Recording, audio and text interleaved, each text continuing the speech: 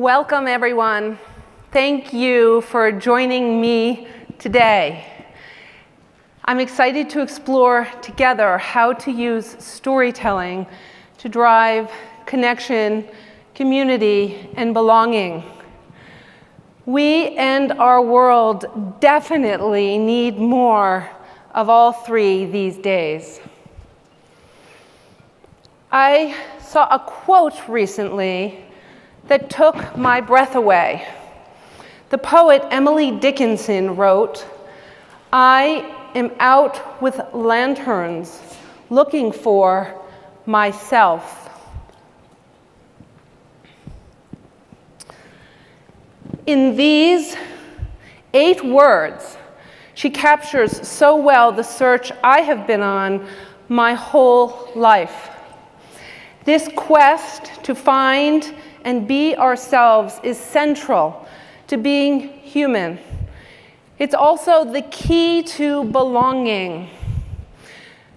Belonging is not about fitting in. It's about being accepted fully for who we truly are. And how can we be accepted for who we are if we don't know who we are? That is the paradox of belonging. It starts here inside us, not out there with others.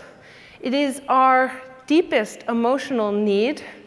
We yearn for it, we're hardwired for it, and yet in our artificial, overwhelmed, fractured world, we're finding it harder and harder to find. Brands and leaders with their reach and influence have the opportunity to tell stories that help us connect to ourselves and to each other.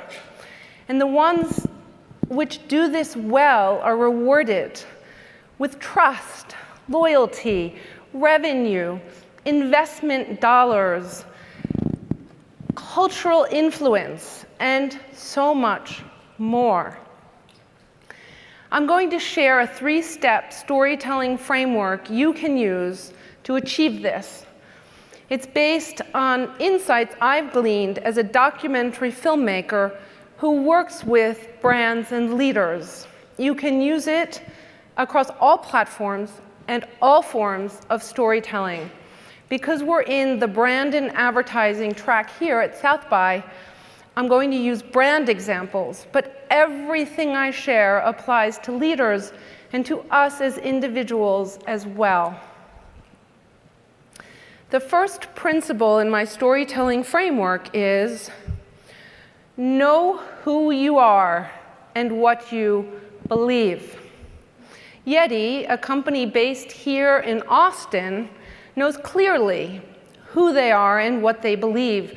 And this has enabled people there to grow it into a company worth almost $4 billion selling outdoor gear. Let's watch their most recent holiday spot.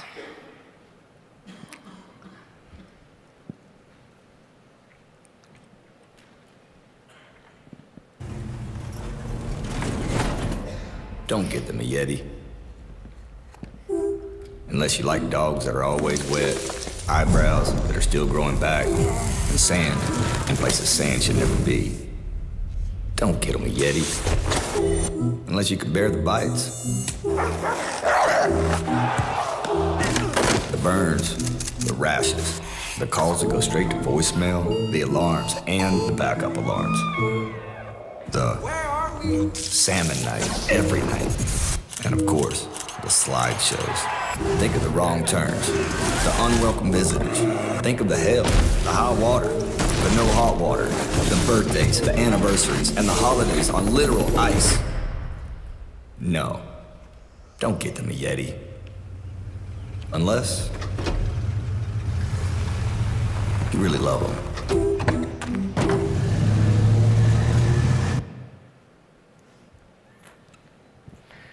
Wild, right?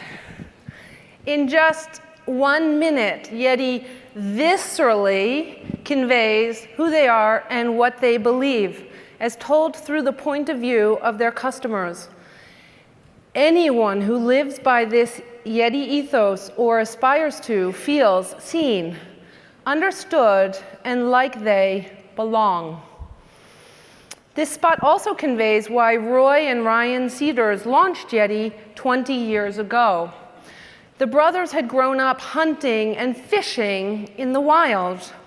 They wanted to go deeper and wilder, but they couldn't find a rugged, durable cooler that matched their rugged spirit. So they created one. At the time, coolers cost about $30. The one they engineered was $300. Their most expensive cooler today costs about $1,500. At the time, people told them they were crazy, that no one would spend $300 on a cooler. But the brothers had the courage and the conviction to create the cooler they wanted. Sometimes we have to go out into the wilderness alone to find belonging. In their case, both literally and figuratively. By not conforming or trying to fit into industry norms, they ended up creating a whole new category that had never before existed. Ultra-durable, high-end gear for outdoor enthusiasts. And also creating connection, community, and belonging among people who also adhere to their belief in uncompromising standards and reverence for the wild. Yeti has built a robust culture around these beliefs. Culture, after all, starts with and is grounded in what people believe. This is why, as a leader or a company, if you want to lead and shape culture, you must know what you believe and then show up with conviction around your beliefs. This is also how Yeti transformed a basic commodity into an object of desire. A Yeti cooler, or anything with a Yeti logo on it, is an artifact of this culture. It is an object of identity that signals how someone sees themselves and how they want us to see them. This is why anyone who loves their Yeti products feels belonging with others who do as well. And while Yeti has built a robust company around the durability of its products, it does not feature the products, or at least doesn't talk about product features in its brand storytelling. When companies talk about functionality, they are appealing to our rational thinking. But study after study shows that we make purchasing decisions based on emotion. This is true with B2B companies even more than B2C. Yeti taps into our emotions by telling human stories that turn their customers into heroes. Those true believers attract other true believers. This is the infectious nature of culture. For about 10 years, Yeti has been making moving short films and other content featuring people from a range of niche communities. When we hear the word niche, we think small. But there is nothing niche about people with a shared interest when there are millions of them, like hunters, fishermen and women, bull and bronco riders, surfers, skiers, and so many other outdoor enthusiast communities. Yeti chooses its ambassadors, what it calls them, based on these people's alignment with Yeti's beliefs and values. This is how every company should be choosing the influencers and anyone it works with. That alignment of beliefs and values is where trust and authenticity live. By featuring people from these communities, Yeti has tapped into the communities and built trust, loyalty, and community among them. These days, people, especially Gen Z, are fleeing to private spaces, to direct messaging, to the cozy web, to places where brands can't buy access to them. So every company needs to be creating this kind of trust, loyalty, and belonging within existing communities, even tiny niche communities. So once you know who you are and what you believe, you need to express that fully, whether as a brand, a leader, and each one of us as individuals. You need to be human and get real, the second principle in my storytelling framework. Brands can show up as human and real by telling stories that reflect the lives of their customers. This might sound obvious, maybe simple, but very few companies actually do this. Why? Fear and discomfort. Like belonging, being human is a paradox. It can be wondrous, thrilling, joyful, and it's also sometimes really difficult, painful, and messy, right? Most brands and people are too afraid and uncomfortable to embrace that full range, especially the painful, messy parts. Before I continue, I want to ask, are there any Brazilians in the audience? I want to hear some Brazilian spirit. I love you guys. This next one is for you. I'm going to play a Mother's Day spot from Boticário. I hope I'm pronouncing it correctly. One of the most successful companies in Brazil and a global beauty brand. Let's watch.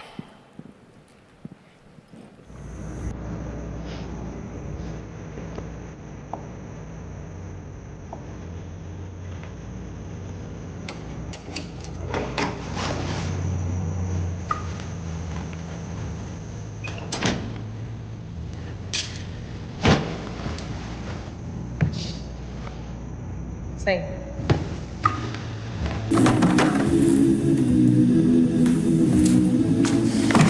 Onde você tava? Eu fiquei no Cadu e perdi a hora, mãe. Eu liguei pra ele, Guto. Você não tava lá. Poxa vida, de todas as coisas que eu te peço, filho. Eu só quero saber onde você tava, que horas que você chega em casa. Eu sei. Guto, larga esse telefone. Não é possível que você passe 24 horas com a cara desse telefone e não consiga responder uma mensagem minha, filho. Que drama, mãe.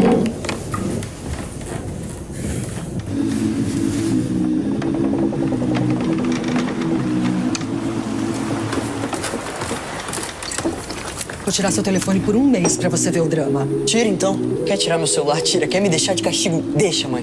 Você que manda, não é?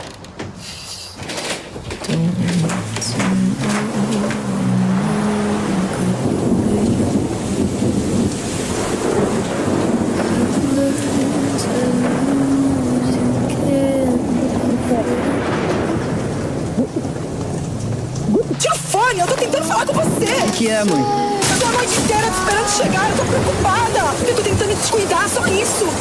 Qual o problema? Esse é o problema, mãe. Você não me deixa respirar. Eu tô tentando cuidar de você, garoto. Você não me entende, mãe. Só. Guto, filho! Guto!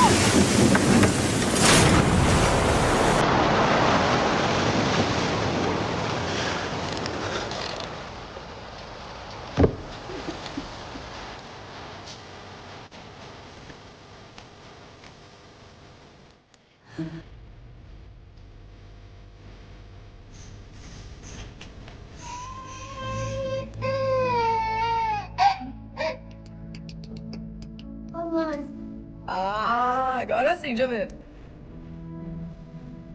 Respira. Respira, calma. Perdendo o nome.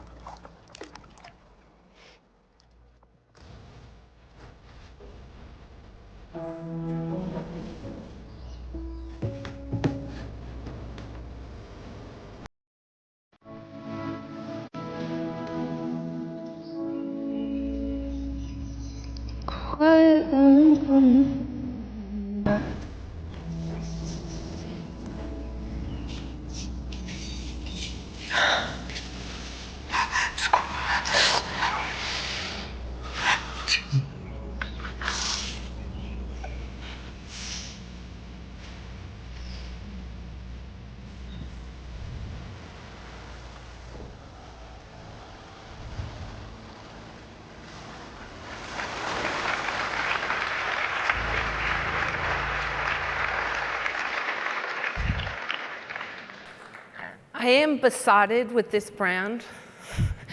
You know, I pick the spots carefully that I use in my talks, and then I do a deep dive into the companies, and this is just a remarkable company in every way. So human. I wonder who here can relate as a mom or as the once adolescent child of a mom. And can you believe a beauty brand made this?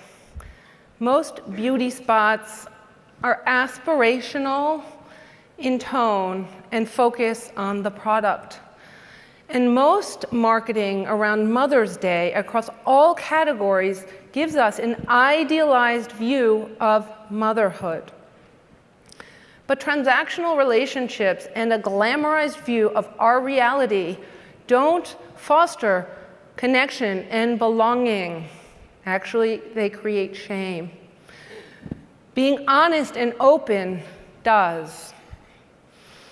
We talk a lot about how hard adolescence is for kids, but a Harvard study has shown that it is among the most lonely and turbulent time for moms.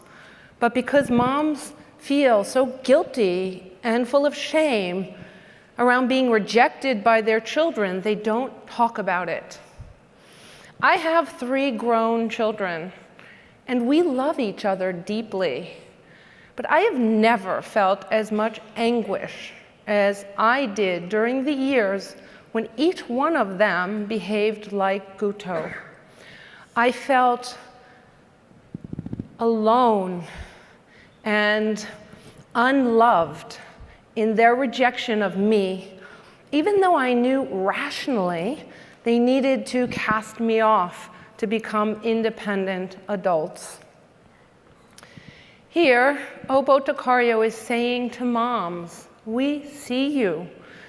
We understand you. We know what you're going through is so hard, and it is normal. You are not broken. The love your child feels for you is not broken, and this will pass. And moms throughout Brazil felt seen, heard, understood, validated. Those are among our most fundamental human emotional needs. And not just moms. The comments under the posts on social media, a lot of them were from now grown children of moms expressing so much love and gratitude for their mothers and for O. Boticario. By capturing and conveying in a way that is so real and relatable the pain and the love that the mom and Guto feel, O. Boticario is helping moms and kids realize they are not alone in their emotions and experience. When brands tell stories that are open and honest about what we are going through, they create space for us to be open and honest with ourselves and with others. And that's exactly what happened. Within 24 hours, Tempesta was the most viewed and talked about spot in the brand's history. It was also widely shared on WhatsApp. This is significant because today, direct messaging is blowing up. And it is the most used form of social media, if one can call it social media. And again, as people are retreating to places where brands can't buy influence, they need to be invited into people's lives. We only share and talk about things when they move us or say something about us. So whereas before, moms were too ashamed to talk about what they were going through, they were now sending this spot to friends and family and saying, "This is me." And people were having open, honest, vulnerable conversations. And this is how O. Boticario is forging connection, community, belonging among its customers and with the brand, and also how it is lifting shame and stigma around things we go through but we're too afraid to talk about. It has tackled many difficult experiences of their customers, including infertility, just a stunning spot, divorce, sibling tension around caring for a mother with dementia, always with this same compassion and love, reflecting the brand's belief that where there is love, there is beauty. I agree wholeheartedly. There is nothing more powerful and beautiful than love. So this spot is very moving and was very successful, but you don't have to be heart-wrenching to be human and get real. Humor works really well too, as we will see in this next spot. That first half was embarrassing. I'm gonna give it to you straight, guys. You were soft out there. Soft. Soft, Johnson. Yes, coach. I've ever been this embarrassed since I had erectile dysfunction, which I no longer have. You have a choice before you, man. You're either gonna lay down or you're gonna stand up. That's it. Look at Wood standing up. I'm not trying to be too hard on you fellas, but when you are down, you gotta have hope. The kind of hope my wife had. She told her coworker Terry about my ED. What? Yes, Terry is a man, and sure, I don't love that my wife has a work husband, but I didn't let that keep me down. He suggested Rougiette. I never saw that coming. Then again, I never thought we'd be down 40 at the half, huh? We need to bounce back, just like I did. When I went to Rougiette.com, I learned about these meds that boost blood flow below your line of scrimmage. And it supports these arousal signals in my brain. I'm talking brain and body. Win or lose, we're gonna hold our heads high, I'll tell you that much. I want you to get out there, and I want you to just play hard. Just play, get your hands in. Come on. Play hard on two, 1, 2.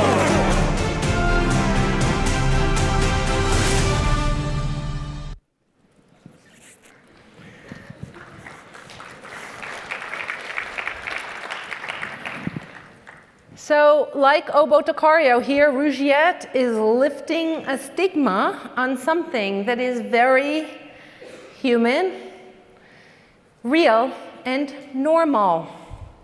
Most men at some point in their lives are going to experience erectile dysfunction, and yet there is so much shame around it. And advertising in this space only reinforces that shame. Most marketing around erectile dysfunction speaks in timid, saccharine tones or over-medicalized language that conveys, you are broken. Our product will fix you. Here, Rougiette is speaking in a way that men can relate to, and with no pity. They are reframing the story around erectile dysfunction to celebrate resilience and confidence. And importantly, the humor and innuendo here in no way mocks or minimizes the emotional experience. It helps capture and convey it. What we say matters, but how we say it matters just as much. As a brand, a leader, as parents, in all our relationships, if we want the person we're speaking to hear and understand us, we need to convey that we see and understand them. So I ask you, what stories can you tell or elicit from your customers, your clients, your teams that reflect back to them the full range of their experience? And I mean the positives also. We too infrequently stop to say thank you or great job or celebrate the joys. Belonging starts with self-acceptance. And self-acceptance often starts with our feeling seen, validated, and normal. In that full range of what it means to be normal as a human being. When brands help us embrace ourselves fully, we in turn embrace the brand. So what happens when people aren't embracing a brand, or when a company wants to boost its relevance and revenue? This brings us to the third principle in my storytelling framework. Embrace yourself fully and deeply. We just saw what happens when brands help us embrace ourselves fully. Now let's see what happens when a brand turns that same lens on itself. Crocs, the company that sells these shoes, was in deep trouble 10 years ago. Its revenue had dropped a lot, and it was under vicious attack by the fashion elite and the general public. It is now a global juggernaut with revenue last year of $4.1 billion. This company is a great example of the growth and belonging that is possible when a brand turns the lanterns on itself. Crocs were created as boating shoes with a lightweight foam resin, and the holes on the top allow easy airflow and water drainage. So comfort and functionality was key. But when Crocs launched in 2002, they became popular with non-boaters also. So popular that they had explosive growth and a successful IPO just 4 years later. That's when the fashion elite said, enough, and waged a smear campaign on what they called the ugliest shoe ever made. In 2008, with the financial crisis, Crocs was hit hard and had to close a lot of stores. The narrative around the shoe then became, oh, thank God, that horrible trend we all fell for is over. At that point, if you wore Crocs, you were screaming, I have bad fashion taste. Crocs tried to fit in. They made a more streamlined this original shoe, and they expanded their line of offerings. And that only furthered their isolation and mockery. By 2016, if you Googled the word Crocs, memes would come up. That was the third most common word searched in conjunction with the brand. And here are some of the memes you would have found. Crocs, when you've completely given up on looking normal. Again, that word, normal. What is normal, after all? Leather-plated Crocs for that classy guy looking to not get laid in style. And see those little holes? That is where your dignity leaks out. So Crocs had a real problem. They brought in a new CEO in 2017, Andrew Rees, and he put an end to chasing fashion acceptance. Instead, he embraced radical self-acceptance. He refocused all the attention back on the classic Crocs the company had launched with, and he and his team also fully embraced the belief the company was founded on, comfort. But instead of articulating comfort through meeting the functional needs of their customers, they reframed comfort around the emotional need we all have to feel comfortable with who we are. That same year, they released a new global campaign, Come As You Are, and they encouraged people to celebrate and share what made them unique. So instead of changing the shoe to try to fit in, through brilliant storytelling, they changed the beliefs and narrative around the shoe. So wearing Crocs no longer signified you had bad fashion taste. It became an act of rebellion that signified you were not a conformist. Here again, we see how trying to fit in does not lead to belonging, even for a brand. Crocs found success not by trying to be cool, but by embracing how weird and uncool the shoe is.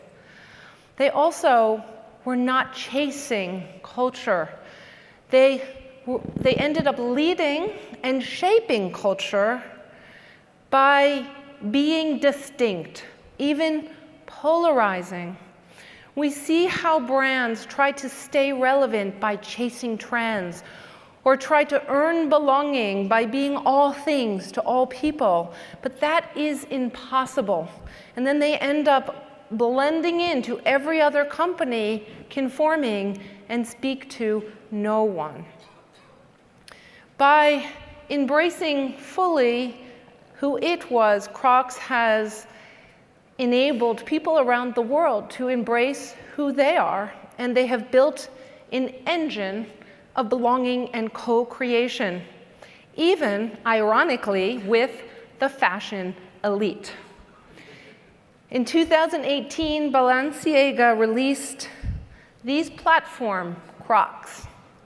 For a mere $850, you could buy these, except they sold out immediately when they went on pre-order. And this is only one of many collaborations Crocs has now done with other brands and creators like Post Malone and Bad Bunny. So we just saw what happened when Crocs turned the lanterns on itself. What about us out with lanterns looking for ourselves? The greatest obstacle for me in growing fully into who I am was that voice in my head that used to whisper and sometimes scream, not enough, not good enough, not thin enough, not cool enough, not capable enough. The stories we tell ourselves can be so detrimental. And at the same time, that inner critic pushed me to be more, to do more, to achieve more. But I was sometimes chasing more of things that weren't bringing me joy or enabling me to bring others joy. About 10 years ago, I said enough to that voice in my head, and I got up the courage to leave my job as head of production for a large production company to launch my own company, Creative Breed. I was yearning to tell stories that spoke to my heart and to work with people who aligned with my beliefs and values. The first film I directed and produced through my new company was Generation Startup. We followed 6 young people for a year and a half, launching startups in Detroit. Their stories spoke to me because they were jumping into the void and following their hearts, decades younger than I had. I'm going to play the opening scene of the film. Labib, one of the people we followed, is about to leave for Detroit to become the first employee in a tech startup. His parents do not approve. You so badly wish that I wasn't working in a startup right now. 100%. You know, I believe in number and data, right? Yeah. Then I told you that 10% only startup succeeded last 20 years. Since pre-K, I am, whatever the money I have, I am investing you. And I want to see my son has some position, that study job, then I don't need to worry about like he doesn't have a money in the next week. Okay. Your parents doesn't have a house, and your parents doesn't have any study job or, you know, any money in the bank. So I know. I know that I am on my own. So that this is the reason. I'm very intimately aware of this fact. When you're gonna go in that company, that everybody will think you're a loser. Do you think that people should do what makes them happy? No.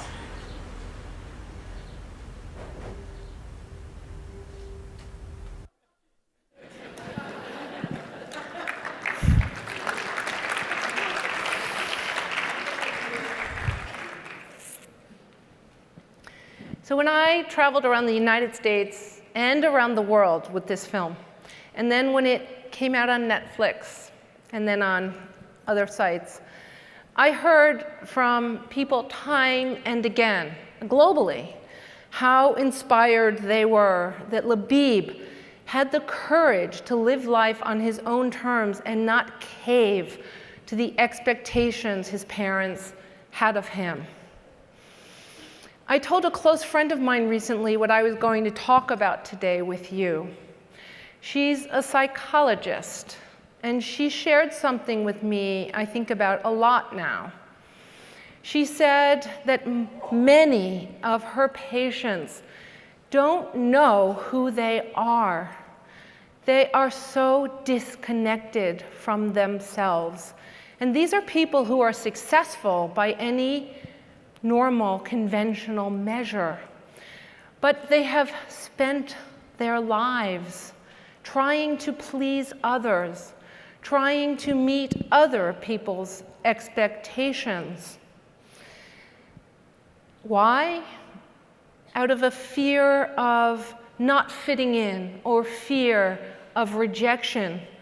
But ironically and sadly, they have rejected their own true selves. Dr. Zach Bush, a leading hospice doctor, echoes the same.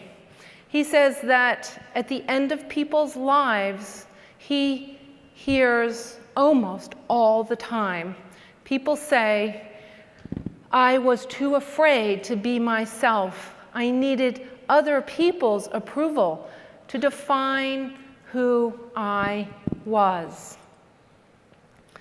Let's not wait until the end of our lives to cast off the expectations of others. Our lives are too precious and too short. So, at this point, I have a pretty good idea of who I am and what I believe. But I keep the lanterns near because that quest to find and be ourselves is never ending. I've also come to realize that we can be the lanterns. Especially, it's so important in these dark times. I'm heartened whenever I see a leader or individuals show up in their conviction on behalf of our humanity, our democracy, our planet. And as we saw today, when brands tell honest stories, when leaders show up as human, when we embrace ourselves fully and others, we can light a path for others. To do this, follow these 3 principles. Know who you are and what you believe. Be human. Get real in that full range of what it means to be human. And embrace yourself fully and deeply. So, what stories will you tell to yourself and to others? I ask you, I challenge you to be guided by compassion and love for yourself and others. As Obotecario tells us, where there is love, there is beauty. And then make bold, courageous choices that reflect your beliefs and values. This is how we together will create connection, community, and belonging, and how we will build a better future for ourselves, for each one of us, and for our planet. I am so here to take that journey with all of you. Thank you.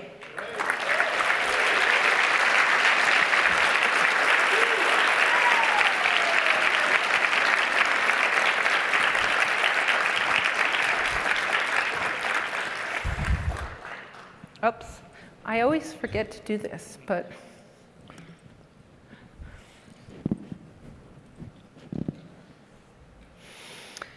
I'm just going to take the questions as they come. Once a company, this is from Kelly, once a company defines their beliefs and values, how do you ensure consistency in that messaging externally? You know, this is a hard one for me to answer because I don't operate within a company. I think that all companies, I do believe strongly that the fish stinks from the head, or the reverse, that the companies that are acting in ways that are honorable and terrific and consistent have visionary leaders who have conviction and know what they believe. But I don't know in larger companies, I think that oftentimes the left hand doesn't talk to the right hand, and that's where the consistency gets hard. I do think that it starts with having a super clear vision and super clear beliefs. And again, hiring people within the company and any people that a company works with, whether it's influencers or subcontractors, agencies they hire outside, alignment of beliefs and values. I think that's a good start. But then how a company operates, and I'm sorry, I can't speak to so intelligently. How would you recommend a brand recover from a public gaffe or scandal? We all make mistakes. I mean, that is part of being human, and companies, brands are run by humans. I think that it's really important for a company, a leader, each one of us, to apologize, to acknowledge the mistake and to apologize for it. I think that that's a really good start. To be humble and to also learn from the mistake. That's, I think failure or mistakes are really valuable learnings, as long as we then course correct and take responsibility for that mistake. Is there a process you go through to uncover identity? Any specific questions you ask? This is from Derek. I don't fully understand because identity could be from a human, from a leader, from a brand. But I guess, yeah, it is all the same. And this stems from me as a documentary filmmaker. I am very comfortable in discomfort, although I don't make people feel uncomfortable. But I show up, I build trust, and then I'm very curious, like genuinely interested and curious.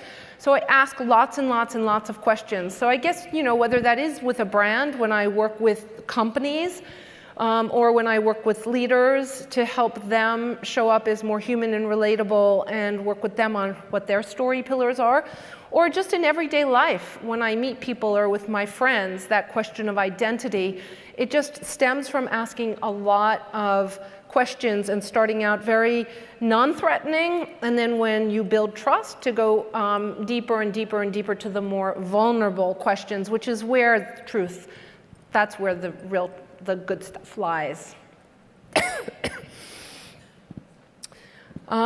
When facilitating a sense of belonging for some consumers, risks offending other groups of consumers, how do you recommend brands navigate this dilemma? I think the question is, what if you risk offending people if you're creating a sense of belonging among a group of people? I mean, the type of storytelling that I do and that I highly recommend anyone does captures universal human emotions and experiences. So even if I'm filming with someone who is transgender, or from any niche, I mean, I don't want to call it that, from any identity, from any group, I try to capture experiences and emotions that every single person experiences, so that you're not offending anyone. If you're capturing a human truth, in fact, I think that that's what breaks down the silos and fosters understanding among people who might have a bias, a preconceived bias. But I don't think anyone should ever do anything that is offensive. I don't think we need mean-spirited in the world. But I also do think that brands have to take a stand. They can't worry about offending someone. They can't worry about acting with conviction, as long as they are acting with humanity, and as long as they are acting, again, from a place of love and compassion rather than from meanness.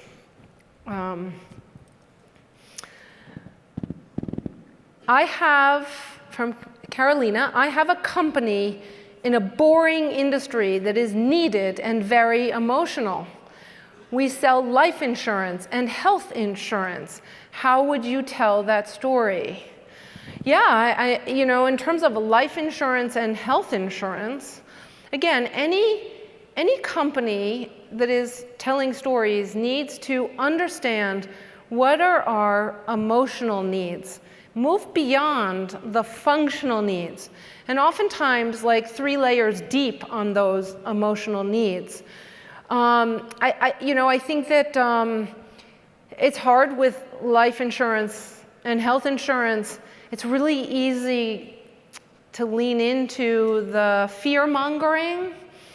And you know, the best stories actually do tell a story of struggle and triumph, where somebody has a goal and there are obstacles that get in the way and there are stakes, and the higher the stakes, the harder they struggle to reach that goal. And I could see with life insurance and health insurance that could end up telling stories of that you want to protect your family, or protect, like if you die, that your loved ones are well taken care of. So again, I think that it's about meeting the emotional needs, but I would hope not leaning too much into the fear-mongering. But if you want to, Carolina, if you want to talk further, we can spitball and I can talk through ideas with you, which I love doing actually. When I do workshops, companies come in and we work through things they're struggling with, stories oftentimes when I'm hired by a company to help them tell their stories, that is what happens. I go into a room and we talk through what are their goals, who's their audience, what do they want their audience. I mean, this is like every leader, brand, each one of us as individuals. It's really important to think about who is my audience, what do I want them to think and feel, but most importantly, do after I've told a story or after I have had an interaction. And so and where are they? Where are you reaching people? How are you reaching them? So those are my guiding lights on the think, feel, do. But the feel and the do are the most important. What's a story, Christina? This is a very empathetic question. Thank you. What's a story you've told through Creative Breed that changed you, and how did that shift the way you approach your work today? I feel so fortunate that many of the stories I have told through Creative Breed have changed me. Generation Startup, following 6 young people. They had just come out of college and they were really clueless, and they learned by doing, and they were floundering and they were failing, and they were the same age as one of my kids, and I was so worried about them. I couldn't be the mom because I was there as the director. But you know, I just really was inspired by their courage and their resilience.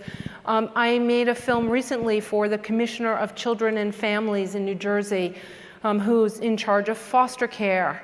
And she is trying to overhaul that system so that her agency shows up and keeps families together instead of wrenching children from their families, which is the worst thing we can do to families.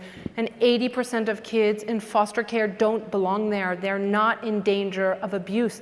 They are there because of neglect or poverty. And there's huge disproportionality of Black children in foster care.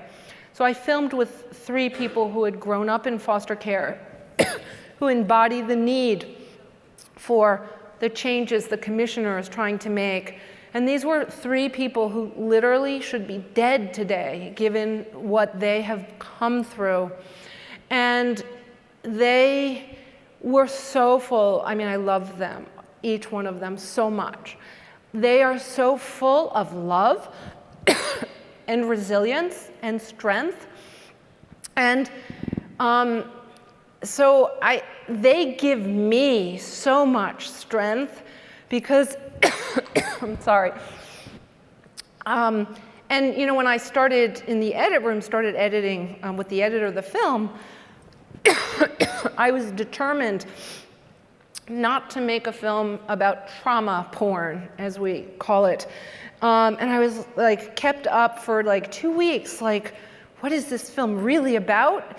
And I came to realize I was making a film about love and family and the importance of love and family as seen through the eyes of 3 people who were deprived of love and family by a system, a very horrible racist system.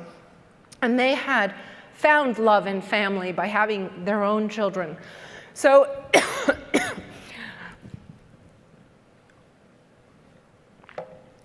So I carry Deshaun, Tamia, and KN with me all the time. And I think about what they have been through, and like anything I face, if I'm having a bad day or things are really hard, I'm like, I got this, you know, I got this. But thank you for that question.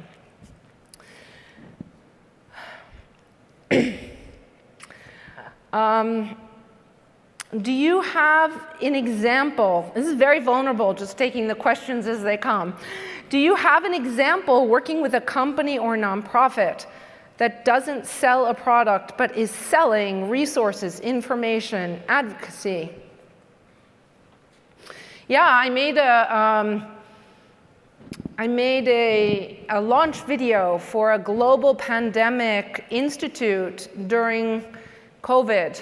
Out of the University of Arizona, and with some of the leading scientists who are on the front lines of coming up with solutions to fight COVID, and then to make sure that a pandemic like that never happens again. That we can, but again, it's always about you know, any company, nonprofit, which isn't selling.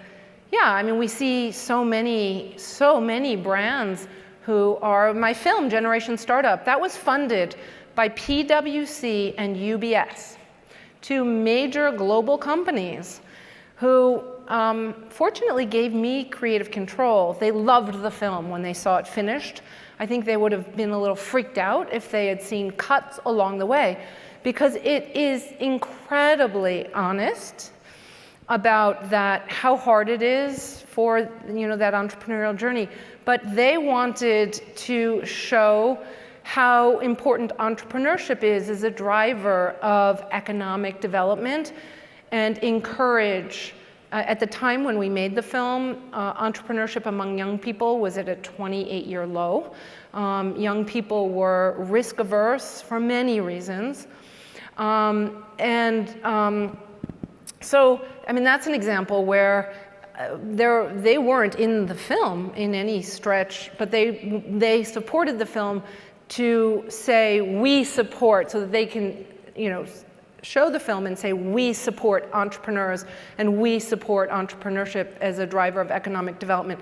I mean, there's so many brands telling stories either around their nonprofit work, their advocacy work, or, yeah. So I think that it's really important when it's work that is advocacy or trying to social impact work, to end on a high, end on solutions, end on triumph in that struggle triumph arc. One of the problems I have with the storytelling around sustainability is there's so much gloom and doom that people now have just thrown in the towel. People feel stripped of any agency. So it's like, well, if we're all screwed, then why should I even bother doing anything? So I think that, you know, any kind of storytelling needs to end with a sense that we do have agency and that we make a difference. We do.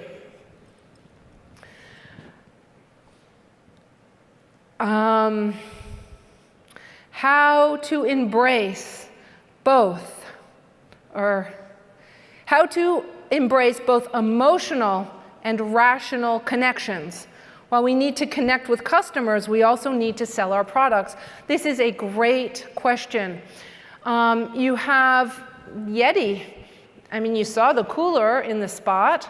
You have Microsoft. They had a Super Bowl ad a few years ago that I love this spot so much. Or Apple, a spot they did 2 years ago called The Greatest. The Microsoft spot was when they were coming out with their adaptive controller, and they did a spot filming with parents and children with disabilities. And it was all about belonging. It was the emotional journey with the parents and the kids, and how the kids feel so left out when they can't play with their friends. And there's a dad on camera crying about, like, you know, his son feeling left out and lack of belonging, our greatest human need. And you see the kids unboxing the adaptive controller and then using it to play with their friends. They are not selling that adaptive controller. That adaptive controller is there as kind of the hero that helps the kids reach their goal of playing with their friends. Brooks Running, I used a spot from Brooks Running last year in my South by talk, where they sent a pair of Brooks to Jeremy Renner, who was crushed by a snowplow, and he used them in his recovery. And then they filmed with him for a spot where that spot is about being crushed by the snowplow, being told he would never walk again, and then how we see him running a year later. And again, it's not selling Brooks. Brooks is the hero because they helped Jeremy Renner reach his goal of recovery. The Greatest, the Apple spot, it's so gorgeous, filming with people with disabilities, and they created that spot with the people in the spot. But you see people with disabilities being celebrated in their fullness for what they are capable of and for who they are, not for what they're lacking. And the iPhone is helping them achieve their greatness, but we're celebrating them. So I would say that tell stories, the human story, the emotional story, and then embed your product or your service. Can be a B2B service. It doesn't have to be an actual product. Embed that in the human story. And then your product will be the hero as well if it helps the humans achieve their goal. And also memory is triggered, activated by emotion. So, and we take in information many times more when it's delivered in service to a narrative story. So people are remembering information, and they're going to remember your product if you have activated their emotions. So thank you all so much. You can find me on LinkedIn, and yeah.